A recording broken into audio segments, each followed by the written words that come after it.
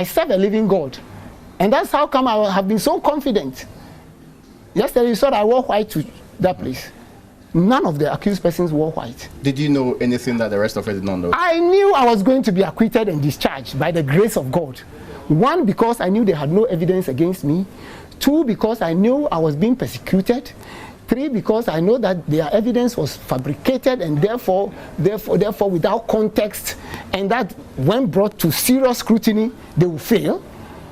And 4th, because I believed in the judges, by their conduct and everything. I may have challenges, but I knew that they, by their utterances and other things, they were going to. Yes. Staying on the platform and talking about Arab Spring. Does he understand Arab Spring? If he doesn't, he should keep quiet. If he doesn't understand Arab Spring, he should keep quiet. But he's a lawyer. He's a lawyer, but being a lawyer doesn't mean that you know everything. You can be a lawyer and be an ignoramus in an area. I teach conflict. When you look at Arab Spring, it is like any other spontaneous demonstration by citizens to express their dissatisfaction. Which in the reality and the examples... If it leads to the fact that a government decides that, do you know that we can... The Kumi Preku could have led to Rawlings saying that, okay, I've resigned. Could it have been called Arab Spring? The Kumi Preku in Ghana. I'm not sure. Could have led to Rawlings saying, okay, I've resigned. Once the VAT has been defeated and other things have resigned. When you go to the literature, go and Google it anywhere. Be careful you don't go to Wikipedia. Go to other sources and it will tell you the real meaning of it. And you say that's what they confronted you with, a Wikipedia definition of it. A Wikipedia definition and their myopic understanding of that term. And that is what they confront. And that's what they have held on to till today. And that's what Attorney General is still holding on to. He should go and learn. He should go and learn. Because he's not dealing with just people. He's dealing with people who have also climbed the ladder somewhere. Who appointed them? Where is their loyalty? Don't answer. Now, the Inspector General of Police shall be head of the police service. They shall be subject to the provision of the article and to the control and direction of the police council. Who is the police council? Headed by the vice president, who is also a party member and a member of the government. What kind of advice do you expect from him? Now, the third one, subject to the provision of the Constitution, the power to appoint persons to hold or to act in an office in the police service shall vest in the president. Are you getting the point? Now, if it is the president, what else do you expect? Acting in accordance with the advice of the police council. Who is the police council? You know.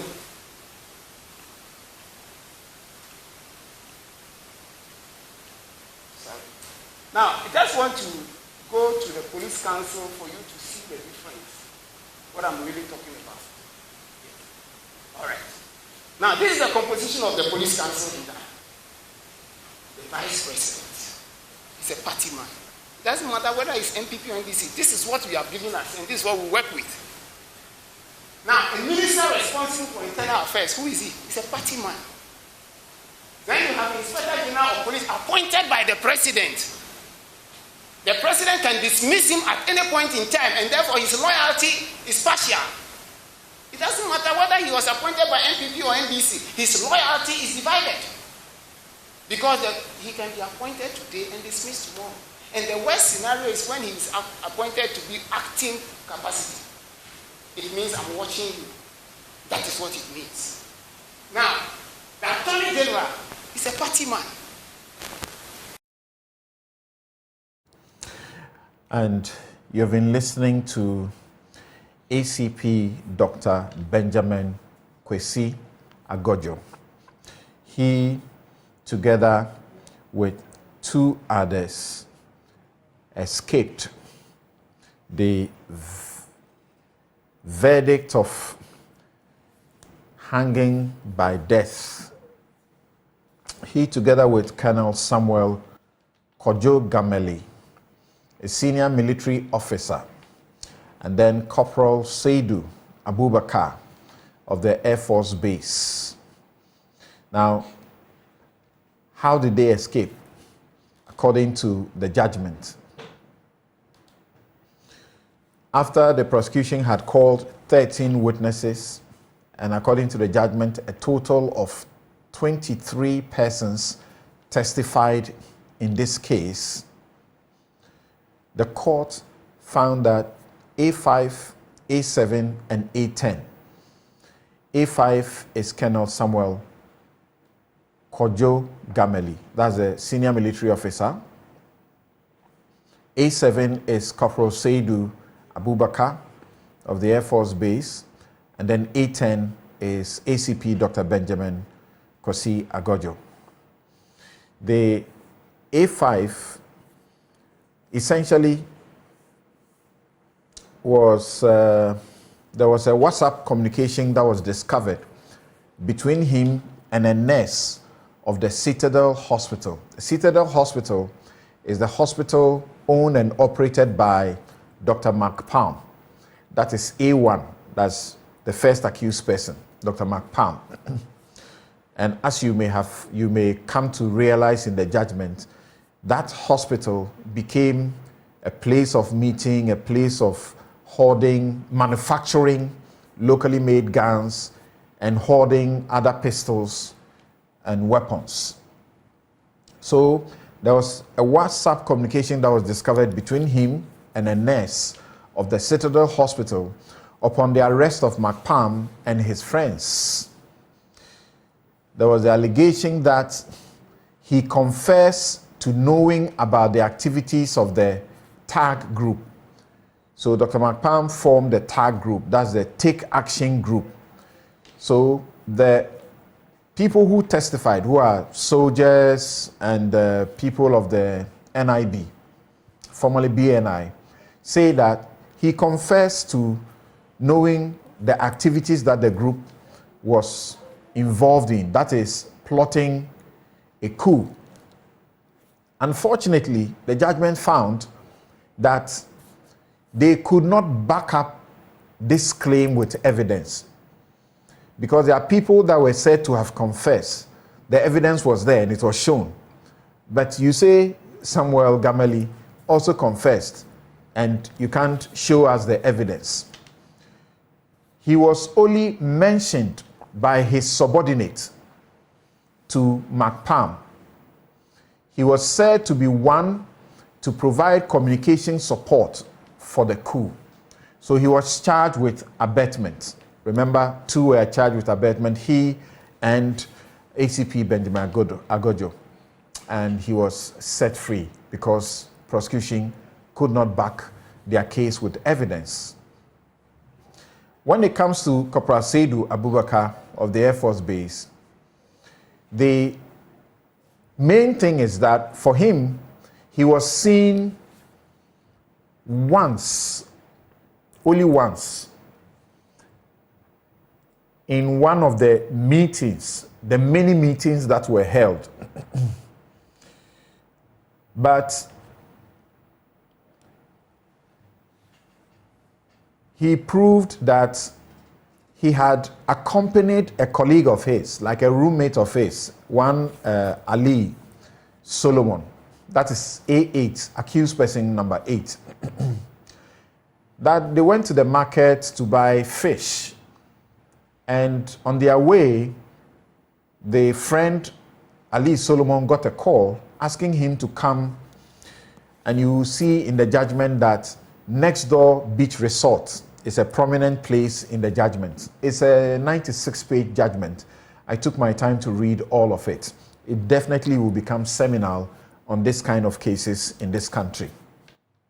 Now, he said somebody called, a colleague called that somebody, wanted to meet him at the resort, Next Door Beach Resort. So they were together, so they went there. But when they went there, he sat far away from his friend and the other accused person who were having their discussions.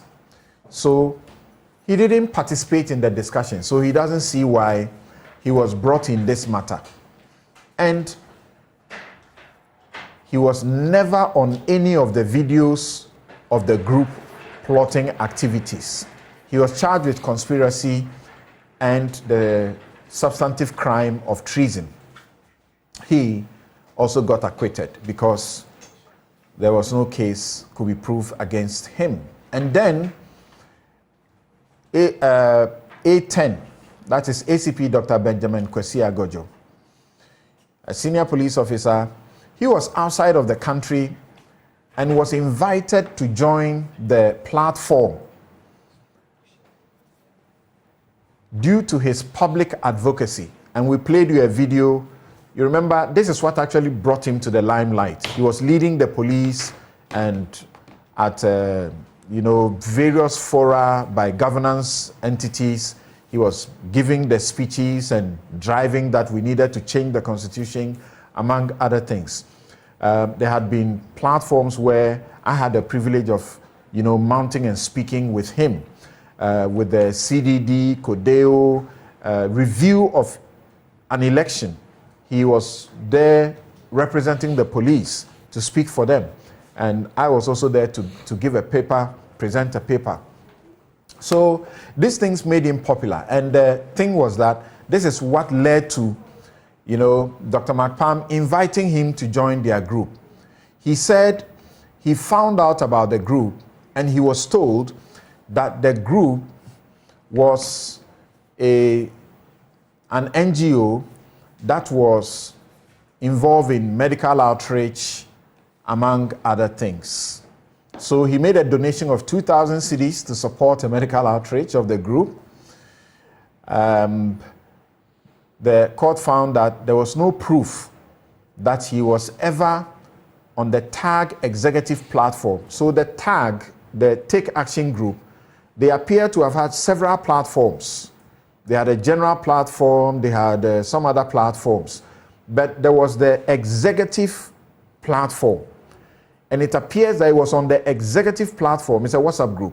So on the executive platform, that those who were discussing the things that were about plotting a coup took their, decisions.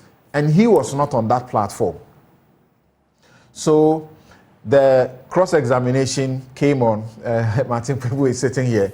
They asked the people who came to testify for the state, and they couldn't find. They said, I can't recall, I don't remember. And in criminal prosecution, once there is a doubt, it inures to the favor of the person who is accused. And the court said the prosecution failed to prove mens rea, intention, that he knew, he had knowledge, and he intended to assist or he encouraged McPalm to plot to overthrow the government. So he got off on that as well. Thank you very much for indulging me. Let me come to the studio and begin to speak to my guests who have joined us, including Martin Pebu. But before that, I think it's important. When the state went to court, among the things they said about the group, it included this, that the group members held meetings. Several issues were discussed, some of which included the recruitment of more soldiers, the acquisition of weapons and bulletproof gear, development of sketch maps, and this was tendered in evidence because it was actually developed, sketch maps of key installations and facilities of the state to be attacked during the takeover. They also discussed the procurement of electronic jamming devices and vehicles. When you read the judgment, those who were contacted, the military person who was contacted in Ghana said he couldn't help. And he is with a communication sort of group in the military. He said he couldn't help, but they needed to get it from abroad. And according to the judgment, McPalm assured him that they were going to get it either from the US or from the UK.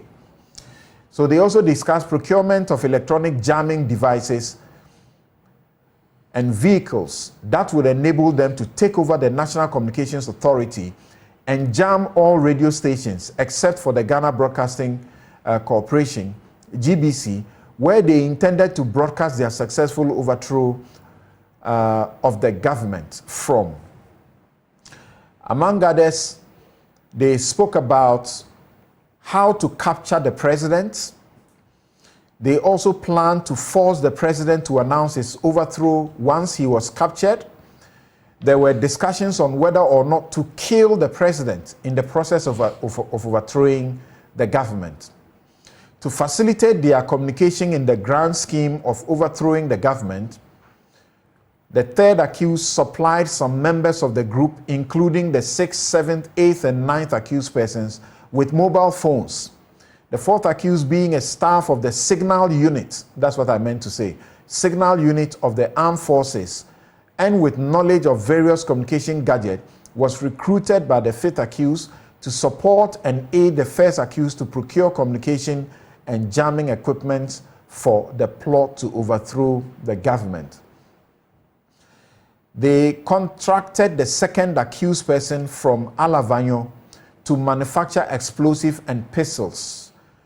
He was brought to Accra and he began the manufacturing of the pistols and explosives, where they had converted the X-ray laboratory of the Citadel Hospital belonging to McPalm, the first accused who died in the course of the case, into a manufacturing shop.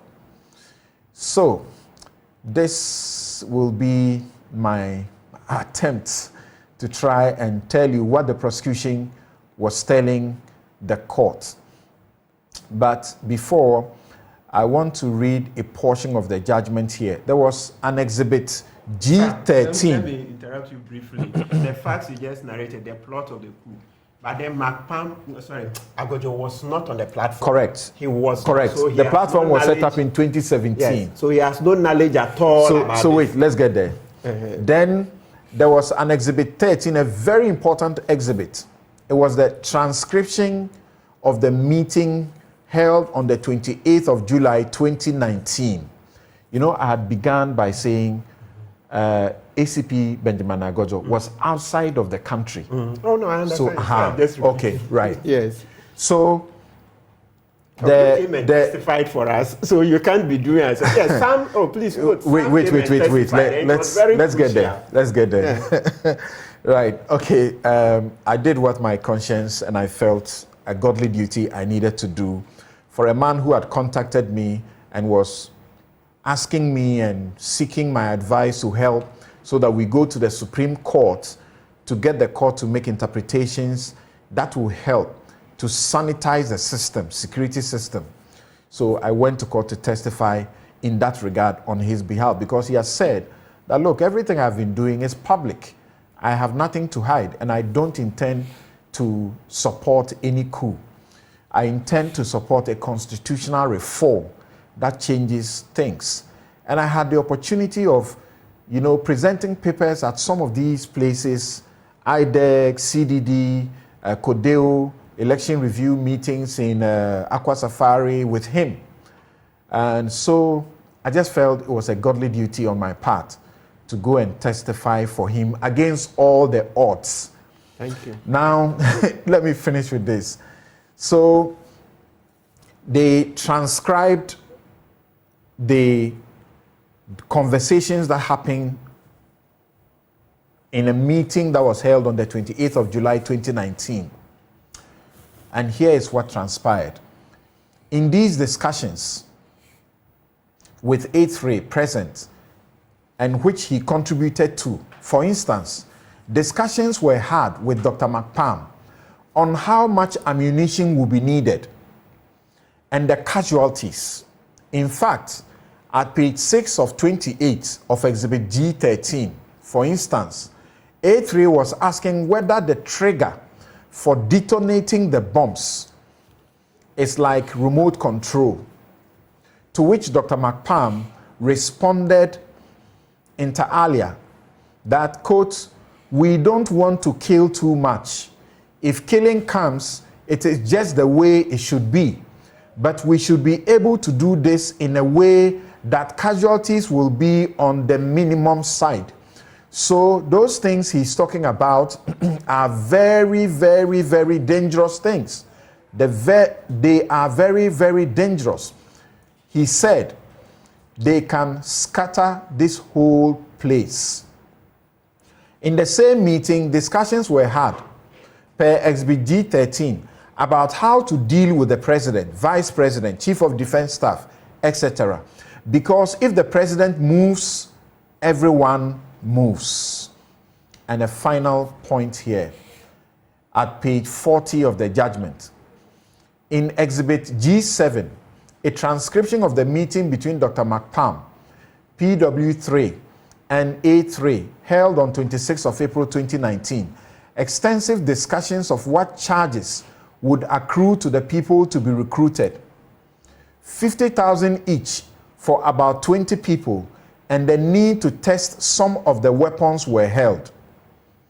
There was even a statement made by Dr. McPalm that, quote, if we are successful, then money shouldn't be a problem, end quote. So, thank you very much for making time to join us. I wanted to share a part of the 96-page judgment of the court with you, and I've explained to you why 3 people were escaped. Now, Honorable Yunus Afseni, having begun by this reading of the portions of the judgment, and I did it deliberately, do you share the opinion that this was not something worth the attention of the state? First of all, let me again put on record that it has come to my attention that you were one of the witnesses of 4 ACP Agogo, and that your contribution played a very significant role in establishing his innocence and his acquittal thereby. And so that is what is expected of a dutiful, responsible citizen of the country. The whole case, and we as lawyers, we talk of plausible cause. Was there some level of believability in the evidence adduced against the accused persons, such that a court of competent jurisdiction will come to the conclusion that a case had been made out against them? Or, to put it in another form, did the accused person raise reasonable doubt on the credibility of the evidence adduced against them, so that the court could err on the side of caution? Now, it appears to me that what you have read and the decision of the court was to the effect that 6 of the accused persons had evidence that clearly showed that they were involved in a criminal enterprise at overthrowing the Constitution, usurping the provisions of the Constitution, and particularly Article 3 of the Constitution. And that being so, the court was left with no option than imposing the sentence of death on them, and that is what the Constitution prescribes.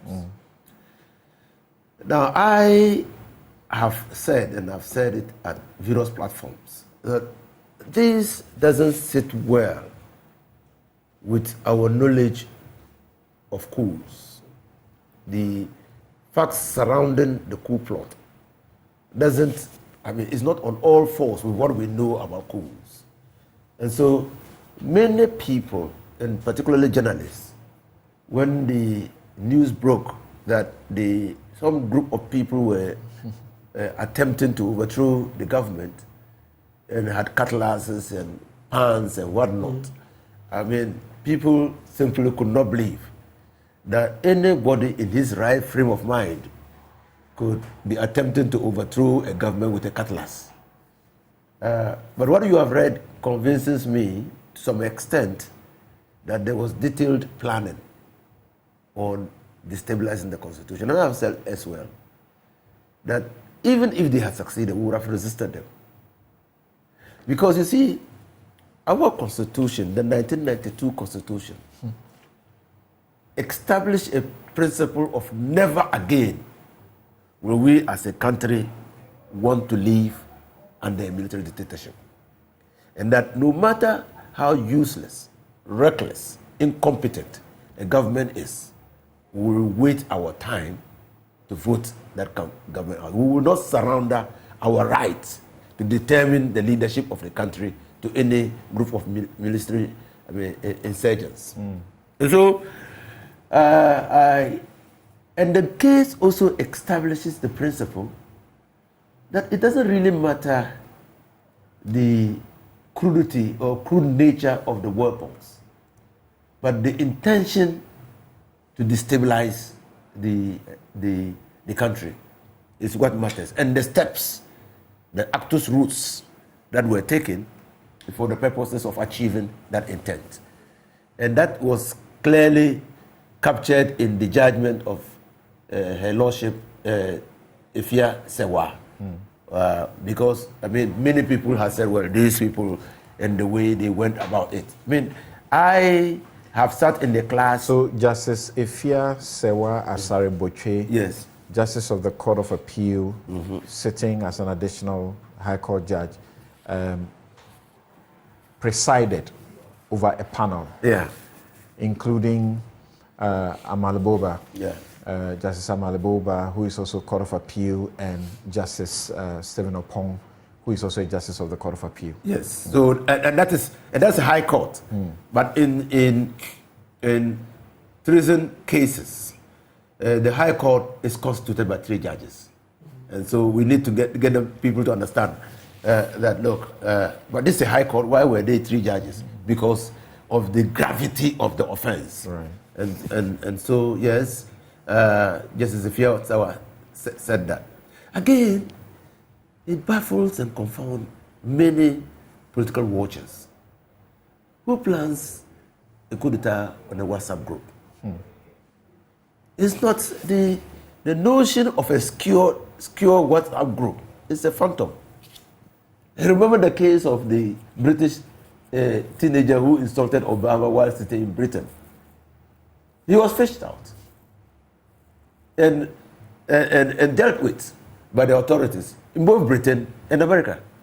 So you can't hide under a WhatsApp, and no one should delude himself into thinking that a WhatsApp group is so secure that your conversation is not known. I mean, the conversation goes to a device, a platform, and that platform is controlled by somebody. So people clearly will know. And in our jurisdiction, we know what happens. I mean, what happens? We bought equipment from Israel and also.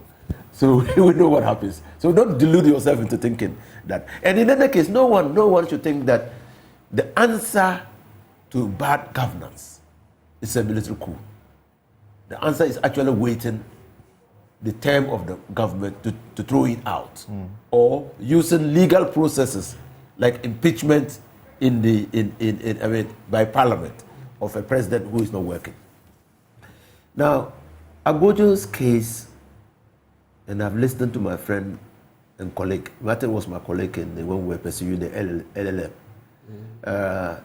carefully, and he appears to, and even your narration of the events, square of events, clearly shows that they appear not to have enough evidence against Agogo or Abubakar Sadiq, or what was his name? Seydu Abubakar, that signal man, or the guy who accompanied, the soldier who accompanied his friend and sat far away, removed from the conversation. The fact that he was there clearly didn't mean that he was a participant, because his activities demonstrated clearly that he was not a participant. And that was the only time. There were several meetings. He was not in any of them. So all the videos that were produced, he was in none of them. So again, that is, the court should be commended for looking at that carefully. Say, look, let's not mix up the facts. Let's not create the impression that you can be found at a place where a criminal activity is to take place. But that doesn't mean that you are part of the criminal enterprise. And I think that is also commendable. Of course, in respect of Colonel Samuel Kojo Gameli, they also found out how it is his subordinates who was connected in the matters, who mentioned him And that's all. That's all. In addition to the fact that there was a WhatsApp exchange between him and a nurse at the hospital. And so you see that those three people were rightly, in my view, acquitted and discharged. And the case of Agbojo is very, very sad. Now, it appears that, and I've heard him, the thing is that the whole debacle started from somewhere else and not from the investigative authorities. And that some person is responsible for drawing him into... He mentions the defense minister because we were on a platform where the defense minister is, and he says these comments came up and he repeated this Arab Spring thing, and the defense minister got offended. He believes that that is what triggered everything. Well, so Agbojo was being drawn into the plot for a coup d'etat in this country based on the vociferous nature of his condemnation of the systems that operated in this country. But that is not what happens in democracy. In democracy, Samson, I've heard you, I've listened to you. You speak your mind. If the thing is wrong, it's wrong. You might be wrong, but you are free to express that opinion, even if it is wrong. Okay? And that's what we must all understand. And that's how governments are expected to be, that's not how governments are expected to respond to criticism. Because criticism actually are intended to shape the government to deliver on its mandate. And so for me, it's worrying. It's very, very worrying. The people have indicated, the 6 other convicted persons have indicated their intention to appeal. And that are the processes of the law. That's right. To appeal to the Court of Appeal. They believe that the weight, Supreme Court, yeah. They believe that the way the decision was done and the weight put on the evidence does not support the conviction for the crimes they were charged with. And so we have to await the decision of the Supreme Court on whether they will take a step at all. All right. Again, I have been to the condemned cells. I don't know when you were in Lagos, did you visit the condemned cells? Yeah, when we were in law school. Oh, when we were in But Lagos. I had done that before I came to law school. As a journalist? Yes. Yes. Yeah. And also at my LLB, Yes. my project was on pre-trial detainees, 10 convicted prisoners. Yes. Did you work with the Legal Resources Center at a point? I contacted them. Yeah, because that was when I was working for them. That was the work I was doing. Okay. You went to the prisons and saw a lot of people who had been remanded and were spending many years in detention when they were not being convicted of any offense. So, the former Chief Justice initiated a program. Yeah. Judge Nawood, and that was in furtherance of the things that we had done at the Legal Resources Center. So, if you visit, and Mensa Bunsu, when she was teaching criminal law at the University of Ghana, made it a point that first-year students should visit the prisons and understand the dehumanizing circumstances under which prisoners live. And especially since most lawyers will turn politicians. And she was damn right. I mean, most of us have turned politicians and know that we have to invest in the prisons because probably that will be our final destination. Anyway, Martin. Congratulations are in order. And we understand that you are lacing your boots again to take certain steps to repair what your client may have suffered. But on the whole, would you say that he was misled? So he even was not told anything about the coup d'etat. So I don't think misleading can even come in. No, he was told when they asked him to join the group, the platform. Okay. He asked for to know their background. Yes, and they said they are involved in supporting vulnerable people, medical outreaches. And of course, he's a medical doctor with a hospital, right? Yeah. Okay, to that extent, yes.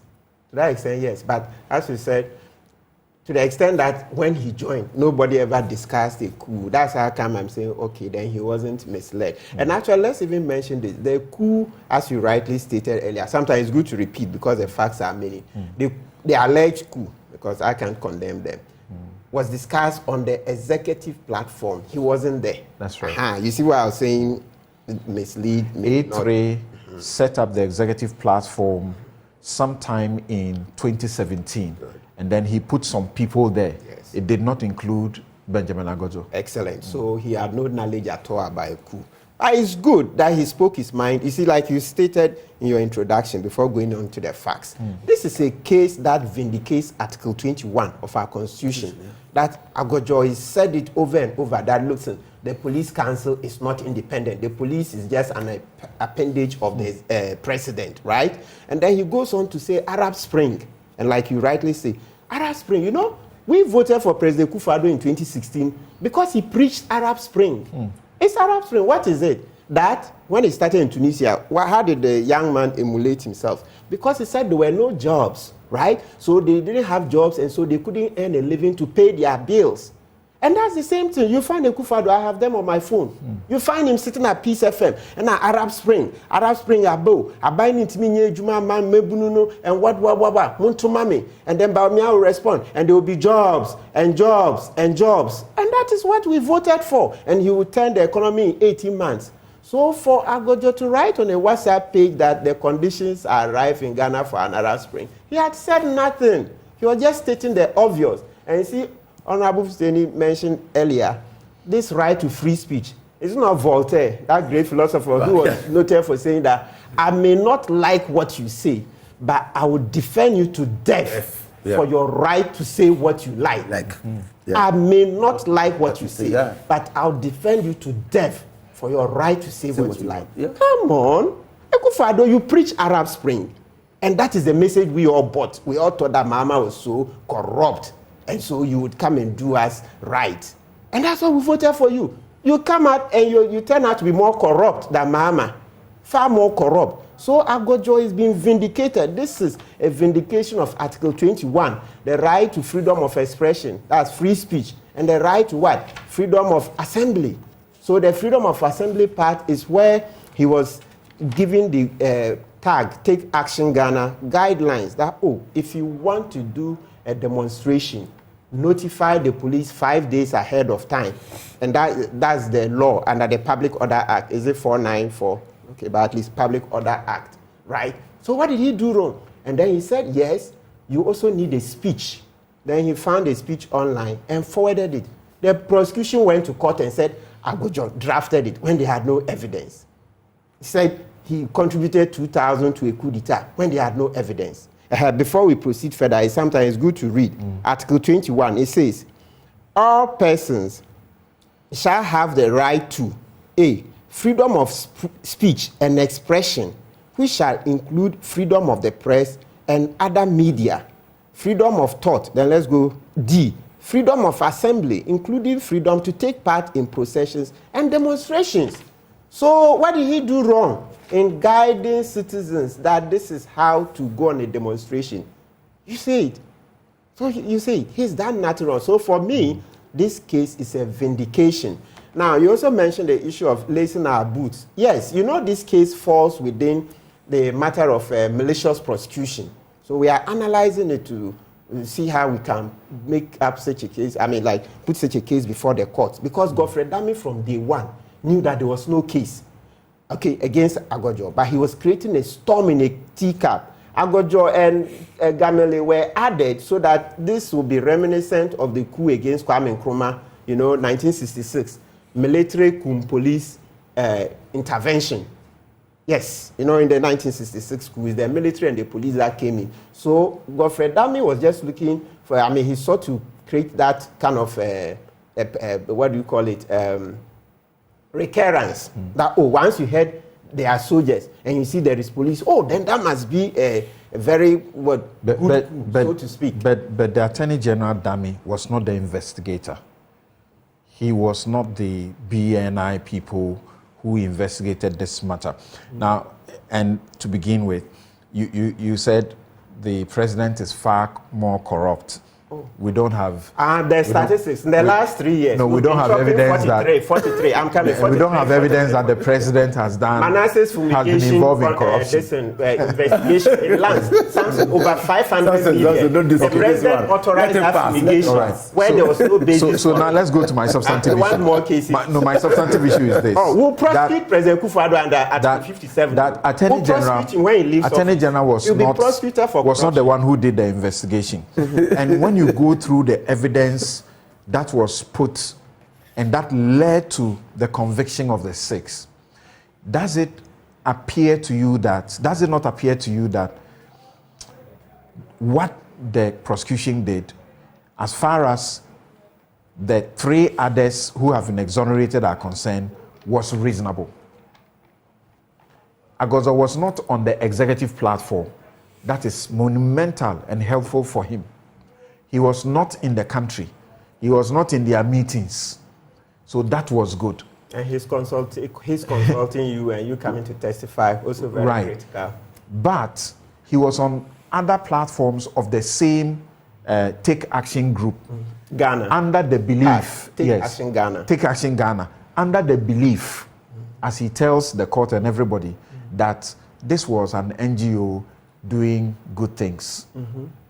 So, was there not reasonableness in adding him and the others? Absolutely not. Absolutely not. Look, listen, ask Godfrey Dami. Godfrey Dami can't look me in the face and tell me that there was a case against Agogo. No. He and I, he knows. He knows. Godfrey Dami, if he was here, he can't look me eyeball to eyeball and say, Martin, there was a case. No. He just added. You know that book, Political Science, Machiavelli, The Prince. Yeah, how to keep power. So it was just to brew a storm in a teacup, creating, once he added Colonel. Hey, Colonel, Charlie, that's quite senior enough. And then an ACP. You see, Assistant Commissioner of Police. From ACP, you are going to DCOP, 2 more steps, and then COP. That was all that he did. I'm telling you that Dami knows between us. There were conversations. Even Agogo was standing behind me. Agogo head. Dami knows. I'm telling you, eyeball to eyeball. Dami cannot tell me that there was a case against Agogo. Don't play. Listen, you know what? Yesterday, coincidentally, I was reading the Olenu Commission report into this import licenses, what Trade Ministry was trying to do. Yeah. And so I'd been thinking about, you see how citizens came and gave evidence against ministers. There are many of them. Oh, I even forgot to bring this book, Murder in Colonial Ghana, the case in which the royals in Achim, Ochihine's house, the royals, this and the Abontindom Hine and the others in the royal family came and testified against their own kinsmen for the murder of Achia Mensah Apedwahine to accompany Ofuriata the first. They cut his head and put in the coffin so that, those days when she died. And that wasn't the first time. When Dokua was a queen mother in Achim too. When she died, they did the same thing. So when it happened in Ofuriata's case, the colonial government said, no, not a second time, and they investigated it. The point I'm raising here is that, Sam, we don't go enough into our history. So the young people don't know. People 50 and below don't know that much history. They've forgotten. It looks like we are all trying to make a living. The point I want to make is that, look, listen, people have stood up and testified against their own brothers and sisters. And so, the Achia Mensah case, they were executed. Those people who were executed, their sons and daughters are in office now. They are in the presidency. They are all over. So if you know the history, you know that, listen, people within the royal family in Achim, over there, they testified against themselves and they were convicted. And a number of them were executed. The rest were saved by the delayed taxes, etc. Then you come to the Olenu Commission report I'm talking about. You see the Jantua case. You see Kwesiama, the Minister for Trade, taking bribes. So many people. Azar. The list is endless. Nkunsa was a deputy minister of, a deputy speaker. What's the point? My point is that citizens have not been Must be emboldened. So Dami knows. Yeah. Dami can't look me in the eye. So yes, I've been thinking about it. Should I say it? No, I'm telling you that Dami knows that he just added Agogo just to give the thing a coloration, but not that his analysis of the facts show that this. And Agogo was standing there. If you let me bring in Professor P.J. And Prof, sorry to begin with you on this note. At least I don't know if you have had the opportunity of the judgment and to be able to read, but at least for the portions that I have shared with you and how the court analyzed the evidence and evaluated everything to the point of exonerating the three, including Dr. Agogo, would you not say fairly that there was a reasonable suspicion to bring all the three in? One, the senior military officer whose WhatsApp conversation was seen on with a nurse at the hospital, and who was also mentioned by his subordinate when they had been arrested by the BNI, mentioned him, so they brought him in. Except they claimed during interrogation he had confessed that he knew of the activities, and then during the trial they couldn't submit any evidence to show that he had actually confessed. Then the second one, Saidu Abubakar, whose friend, he says, led him to the next door beach resort, where his friend, who has been convicted, was in a meeting with one other who has also been convicted, and they were discussing coup. And because of that association, he was also brought in. In respect of Agogo, you will find that he was invited to join. He was not in the country, all right, but he was on platforms other than the executive platform, which, according to the process, was the platform that was used to discuss the things about the manufacturing of the local guns, bringing in the young man to the hospital's laboratory, converted for the manufacturing, and the manufacturing was going on. They went to test these guns out there. They were testing the bombs. They wanted to test the bombs. And there was a conversation about whether the trigger is or remote controlled or what. There were the sketches that were made, of a map about important installations. There was the conversation, this is videotaped, of the conversation about capturing the president, the vice president, and all of that. To the extent that he found himself with one of the WhatsApp platforms under the belief and the knowledge that it was for good purposes. Would you not say there was some reasonableness in adding him? Samson, thank you for having me. I think that, yes, there is some evidence that on the face of it triggered the need for an investigation to be able to determine the extent of the evidence available and the extent of involvement. And so that is normal for any prosecution to conduct its case. So at the end of the day, the nature of the evidence you get and how you can connect them you can put the pieces together before you can determine if you have material to be able to charge leveled against any of these persons who were involved in the case. For me, as you know, in criminal cases, you have to establish your case beyond all reasonable doubt. It's on the part of the accused person just punch some loopholes here and there on the grounds of establishing that there's a reasonable doubt to be able to exonerate him or herself. And so I think that I had the opportunity to look particularly at the portion that touched on Dr. Agogo, and I realized that the evidence was very weak, and the prosecution could not establish the accusations and the statement they made against Dr. Agogo. For example, at the point you said, "I don't recall, I don't remember," and so that's when they were trying to establish that he was on the executive platform. And they couldn't. They were saying, "I don't recall, I don't remember," and that was very bad. That's right. Yes. and then donating $2,000, 2,000 cedis, Right. not even dollars, to support a coup d'état, and the other one writing a speech to foment an Arab Spring. I think those evidences were very weak and they were not supported. So, in my opinion, that should have led to the conclusion that, especially Dr. Agogo, no charges should have been leveled against him because the evidence was certainly weak. And that is why there is room for speculation that there could have been other factors which could have caused him to be added to the list of the accused persons. Why do we say to this? Find a way to have him incarcerated. Why do you say this for only Agogo and not the two others? I'm talking about the senior military officer Samuel Gameli and also the corporal Seidu Abubakar, who only visited with a friend to one of them just once and didn't even participate in the discussion. Should he also have been added?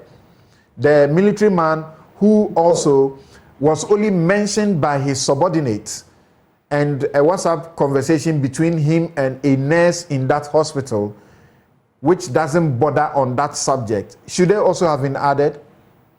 Not at all, not at all. I was coming to the other two as well. In all these cases, the evidence was very weak, and that is why, excuse me, by extension, not just with Dr. Agogo, but in the other cases too, they were very weak. And so it is gratifying to note that the judges were able to conclude that they should be acquitted and discharged. And so but among the three, we know that Dr. Agogo is the one that is most well known and for his advocacy and his express his views of how the police system works and governance issues and so on. And so, just like yourself, I've also had the opportunity of working with him on a number of projects, and I know where he stands on certain important national issues, governance issues, and so on. And so, I think that at the end of the day, in my opinion, it borders down on attempts to violate certain rights of the Constitution, which, speaking for Dr. Agogo in particular, I would say, especially freedom of expression and freedom of association, freedom of peaceful assembly. These are issues which he tried to express them, exercise them, but he was found not to have the rights or the power to do that, which is very unfortunate because we live in a democracy, and with these rights guaranteed us in the Constitution, we should be able to be vociferous, be vocal and critical of the government. And that is how democracy evolves and develops. And so, Prof, this to have been gagged, Prof, this would have been to attempt to gag him. Prof, this related to this matter. This would have been the third treason matter within this regime, President Akufo-Addo's regime, if my memory serves me right. Kwaku Ahindoho, and then Oliver Barker-Vormawor, and then this group. When you make a comparison of all of this, and I know you have been very vocal against the ones, for example, against Oliver, that he made a comment on social media, and that is enough to be putting him before court, truncating his, illustrious career and life, in his studies. Don't you see a clear difference that this, at least, there is some serious material talking about the manufacture of the guns, all the bomb issues? This was a case in comparison with the others. Yes, I know that this issue has also been raised, that Dr. Agogo, as a police officer, could have sensed something. There should be some intelligence that he could have sniffed that there's something going on here which I think is beyond the ordinary, that I should have noticed. Yeah, so for that, on that part, I think probably could have done a better job in terms of knowing that there was something beyond the ordinary, and so he should have questioned more, But we can see that he did some initial investigations or some information which indicated to him that things were there's an NGO and related to medical issues and so on, humanitarian matters and so on. So I think that in that respect, he was safe in deciding to join the group. But where I might find fault with his continued engagement was the fact that as a police officer, he should have sensed that something was not going right. Having said that, though, I think that it isn't his task to prove himself not guilty. It is the task of the prosecution to establish that he was actually involved in doing those things. All right. If they could have said that as a police officer, would have sensed something going wrong, even if he claims that he didn't know about it. That should not be the basis to say that he should be charged for abetment, and the court should have found him guilty on that. Right. So I think at the end, it was more based on his other activities, which gave them a ground to connect him to the case. All right. The court concluded on his matter and said that upon a charge of abetment, where intent or requisite mens rea of Dr. Agogo is necessary to establish the crime of abetment, as already stated, we find that the prosecution has failed to establish that he knowingly or purposely offered assistance to or encouraged Dr. McPalm in his attempt to overthrow the Constitution of the Republic of Ghana through the removal of the executive and the president from government by violent means. It came to a few other things and said, upon the foregoing, this court finds Dr. Agogo not guilty to the charge of abetment of crime, namely high treason. Accordingly, he is acquitted. Now, let's go to the phone lines and speak briefly to the Attorney General, Godfred Dame. Thank you for joining us. And one of our viewers watching us from Germany sends this message, and he says, I am not a lawyer, but upon the benefit of the little portions of the ruling you have shared, I will say that there was reasonableness in adding them, that is, the three who escaped, in adding them to the investigations, but completely unreasonable to add them to the prosecution.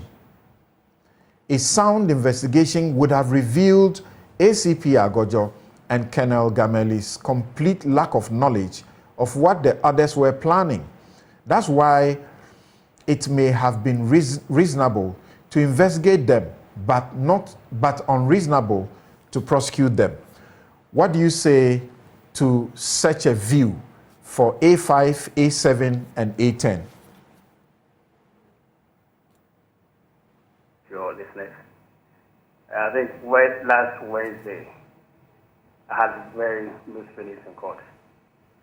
The mixed feelings stems from the fact that, first and foremost, I recognize that Ghana is a model for democracy and constitutionalism in Africa. And that is why the duty to preserve the status of Ghana as a constitutional republic rests upon all of us. And the Constitution has deliberately, in its opening provisions, created the offense of high treason and actually specified punishment of death. The reason why I had mixed feelings was that, indeed, I was thrilled by the historic defense of the Constitution, in that I had, with all respect, secured the conviction of 6 Ghanaians who are systematically and deliberately orchestrated a plot to overthrow the government. But again, I was also saddened by the realization that this gentleman and a woman were going to face the ultimate punishment of death. And for me, that is what is of prime concern to me, and that's what I sought to engage the public. Of course, I can understand the obsession of the media with ACP Agogo, because indeed he's one person who has made himself a media star. And following the acquittal, he has made all kinds of comments, some of them clearly casting aspersions, not only on my integrity, but even on the integrity of the whole prosecution team or the office of attorney general. And I find it very, very ridiculous, with all respect.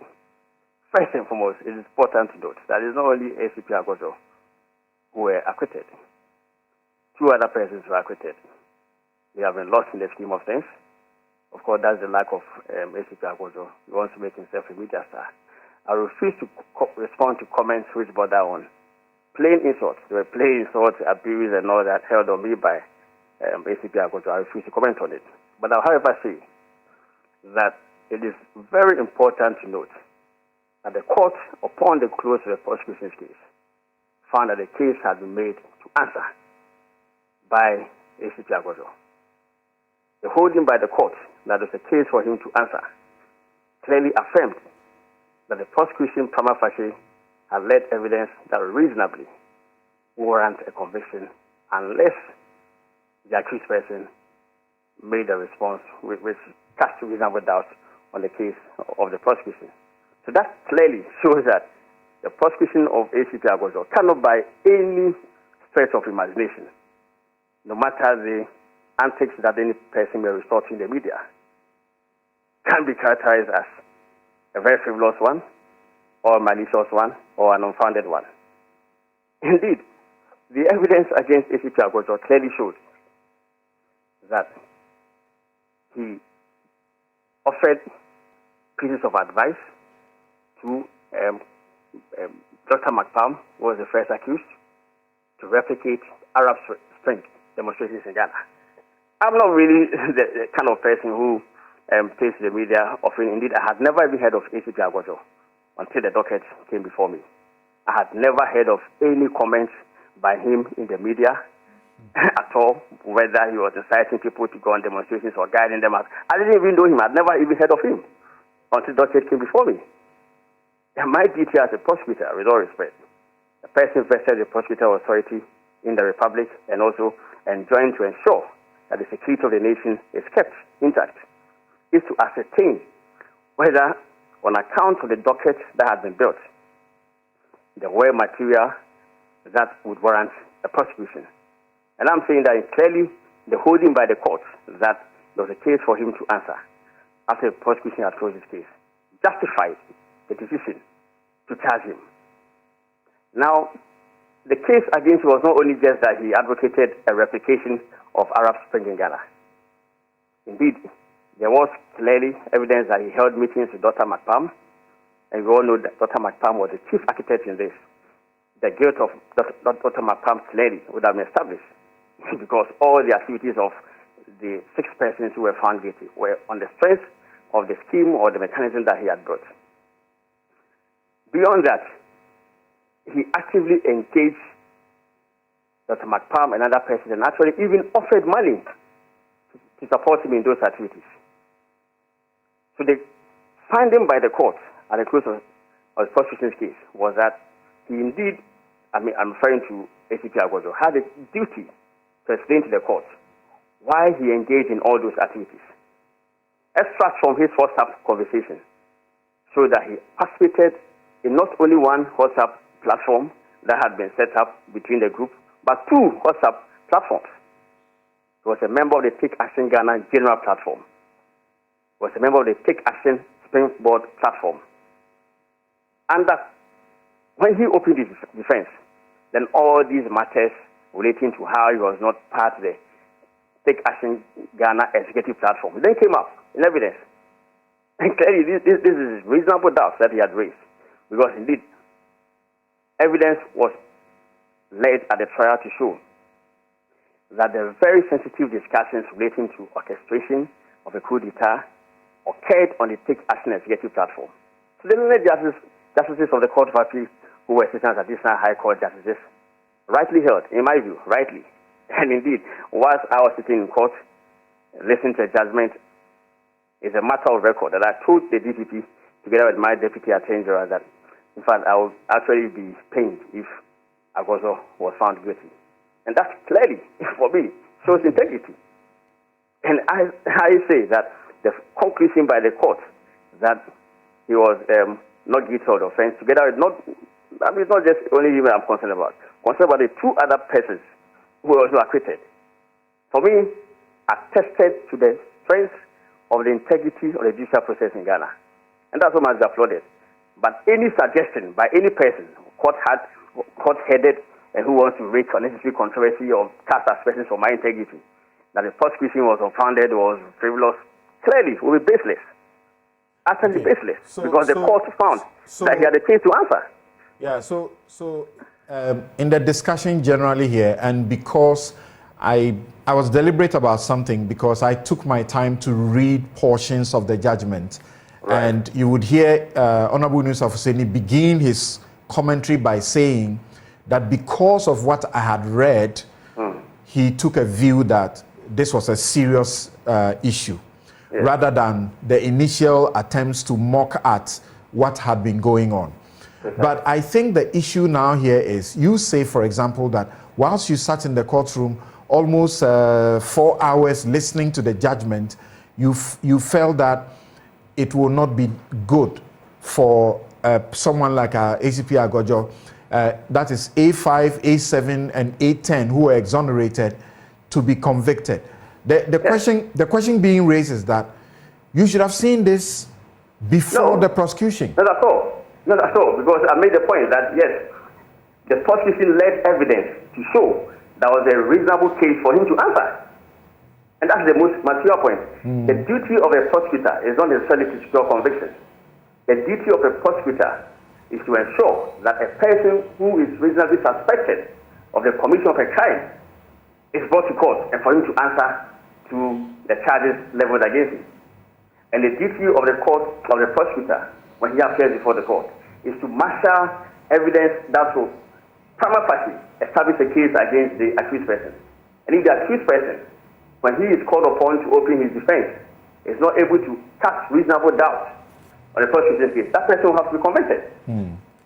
So really, the prosecution had discharged its burden to the Republic of Ghana, and the duty to the Republic of Ghana in this situation was very onerous, because I've already spoken about the duty on all citizens to preserve the citizens of Ghana as a constitutional republic, and the fact that the Constitution places an obligation on me, with all respect, as the Attorney General, to ensure that whoever is engaged in any scheme that, whether by himself or in concert with others, that leads to a destabilization of the constitutional establishment of the country, will have to be put before court for treason. What do you...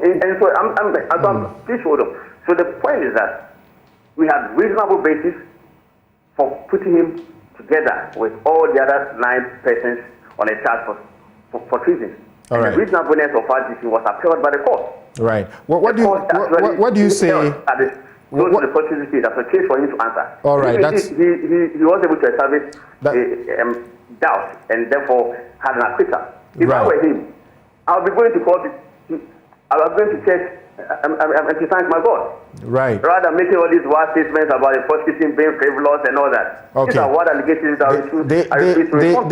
The next thing I wanted to find out from you is this one. That there are some who say that, you know, the soldiers that were being recruited for this purpose, yes, they were to be paid 50,000 each and so on. Now, some were recruited and rather were the ones who, somebody would say, led these people on. So it's like what you somehow would say about some of the work of an ass, sort of an entrapment. That you intentionally put these soldiers in there to lead them on, so you arrest them and prosecute them. No. So the distinction is quite clear here. In respect of cases that we saw in analysis, investigations, and all that, was a case where clearly there was a deliberate scheme to put the persons in those situations. So you create a situation with the expectation that the person will fall victim or prey. In this case, there has been deliberate schemes by persons themselves. They themselves were orchestrating to act in concert to overthrow the constitutionally elected government of Ghana. And they have gone ahead to devise various schemes of how to kidnap the president, abduct the president, spray some chemicals on them to ensure that they fall into a deep sleep, or if that's not successful, to shoot them. And they have even set up maps on how to get to a Jubilee House and how to destabilize various communication equipment to destroy, various communication devices in the country. So there was such deliberate plot, and they knew that taking over the reins of government by force of arms could not be successful unless there was involvement of the armed forces. So they went out to recruit various soldiers to be part of the scheme. Some of the soldiers remained part of the scheme to the end, and those were the ones that we found guilty of the offenses. About 3 or 4 soldiers were found guilty and sentenced to death. All right. And then some were also good citizens and came to report their superiors. So the military intelligence then cleverly sought to record their activities and all that. That's how we came by the evidence. That's why I say that by the grace of God, were it not for the grace of God, we don't know what would have happened to the country. Because clearly we would have just woken up one morning and then this would have happened. And so really, this was a very serious trial, and indeed, as we note, is actually the most successful treason trial in the history of the country. Okay. Even in the State versus Oxford, which is the only recorded case of treason, 1963. Yes. The court noted that Only 2 persons were convicted. 5 persons were put on trial, 2 persons were convicted, and 3 acquitted. And of course, I did not have any history of the acquitted making noise and casting aspersions of integrity of the judiciary as well as the prosecution, as we see in this case. And in this case, 6 out of 9 persons were convicted. Indeed, it would have been 7, were not for the unfortunate death of Dr. McPalm. Yes, clearly, as the judgment shows. So this was actually a very successful prosecution, and I think the records reflect that. And in all of this, my major concern, which nobody has actually vetted his mind to, is the security of the state attorneys who were involved in this prosecution. They have conducted many high-profile criminal cases, from treason to murder, secession, galamsey, corruption, various financial crimes, armed robbery, kidnapping, and indeed all kinds of the republic. And these are activities that secure the peace and territorial integrity of the republic. But what is the security they have? Nothing. Of course, the security of the judges too. It did not enjoy any protection at all. Of course, the security of the judges too. Yes, precisely. And that's what we should be concerned about. How do we secure the security of these people who do all these cases? All right. Yes, in the Republic of Ghana. Godfrey Yeboadami, Attorney General, thank you very much for agreeing to speak to us briefly. Thank you so very much. And yes, so we want to move on to the OSP and running away from Cecilia Dapa or not. You want to make a brief comment? A minute? Yeah. Yes. The number one, look, Alfred Dami is just playing to the gallery. He started on a note that he's saddened that these guys are going to suffer the death penalty. Since 1993, nobody has executed any person convicted. There's not the slightest chance that these guys are going to be executed. Not in the context of... You can't take how he feels from him. That's how he feels. It's just a way of he felt. appeal to emotions. That's what I say. I don't think it's fair to him. Oh, that's the way I see it. Because it's as if they are going to carry out the executions tomorrow. The guys are going to appeal. By the time even the appeal is that he or Dami would have been out of the Attorney General. He'll be out in about 10 months' time. Well, there's no guarantee that appeal will be successful. So let's... Yes, so for now, this is the verdict. This is the judgment. People's emotions as if anybody is going to carry out any execution. In 30 years, since 1993, nobody's been executed and nobody will be executed tomorrow. Don't deceive the public. Right. That's one. Then number two, he's saying they had reasonable cause to go ahead with the prosecution. I was at the BNI with Agogo. I helped him to make his statement. The statements were there. When he read the prosecution's case, didn't he read Agogo's statement? It showed poor judgment. Did you make a submission of no case before the court? Yes, we did. Did you succeed? I didn't, but that's not. So that is central. Oh, no. That the court disagreed with you saying that Agogo doesn't have a case to answer. Oh no, I don't think so. It was 3 judges said he had a case to answer. So it's not only the Attorney General who felt he had a case to answer. You see, this allegation, the investigation was poor on Agogo. Simple. Where the coup was being discussed, all you had to do is take the WhatsApp thing, check what's Agogo there. Simple investigation. Such wishy-washy investigation on Agogo, and he's paid dearly. Like this case is going to be an albatross on just a minute. The rest of his legal career. Yeah. Such poor prosecution of this case. Comment I will make on Agogo. What has made Ghanaians not given this case the attention that it deserves appears to be the sloppiness of the investigation. Sloppiness? Yes. In terms of the investigators who have successfully secured successfully secured the conviction of 6. That's not sloppiness. In the case of the 3, in the case of, I didn't complete my sentence when you jumped in. In the case of the 3. Okay. Now you see, when you mix weak cases with concrete cases, you dilute the gravity of the matter. And that's what came out. I mean, we are now beginning to appreciate what went into the... So what do you say? That those 3 made a submission of no case, and they were told that a prima facie case has been established against you. Come and answer. And they answered. That's how I got them out. Without that, they would have gone in as well. The judges were minded to give the prosecution the benefit of the doubt. Because okay. it's a serious offense. Professor PJ, what will you say in a minute to wrap up?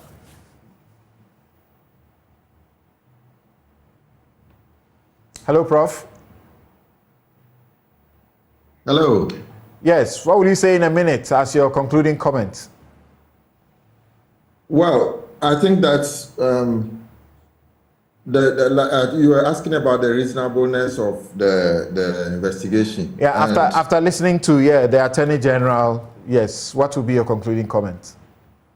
Okay, I think that the Attorney General is acting as the Attorney General, and I think that he has done his job. He's supposed to get a prosecution, take up the matter before the court, and to secure a conviction.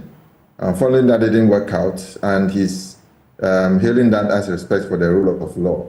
But I think that I come back to my point that with respect to the 3 who are acquitted, I support the view of Mr. Husseini that the investigation was poorly done, and there wasn't enough to establish that they needed to have been charged and to be involved in the prosecution of this matter.